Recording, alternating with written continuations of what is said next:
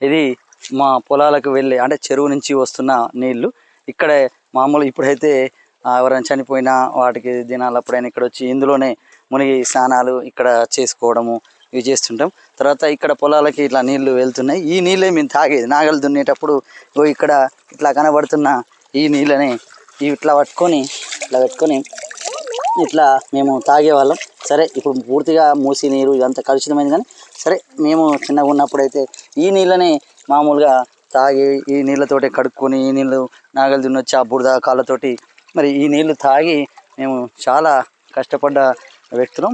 మా నాన్న కూడా పెద్ద భూమి లేదు, బర్రెలు పశువులు తర్వాత ఇలాంటి నాగలు దున్నుతూ మా నాన్న తాళ్ళు ఎక్కడ అమ్మ కూడా వ్యవసాయం అనేక కూలి పనులు కానీ ఇలా చేసుకుంటూ మాకు ఎడ్ల బండి ఉండేది. నిరంతరం అయితే ఎప్పుడు ఏదో ఒక పనిలో ఉండేవాళ్ళం. అలా మూసిలో నీళ్ళు తాగేటోళ్ళం. ఇలాంటి కాలువలలో కూడా ఈ నీళ్లు తాగి చూడడానికి ఇసుక ఉంటుంది కాబట్టి ఇక్కడ చాలా తేటగా అనిపిస్తాయి కాబట్టి ఇలాంటి నీళ్లు తాగేది. ఇవి చెరువు నుంచి వస్తున్న నీళ్ళు. Thank you.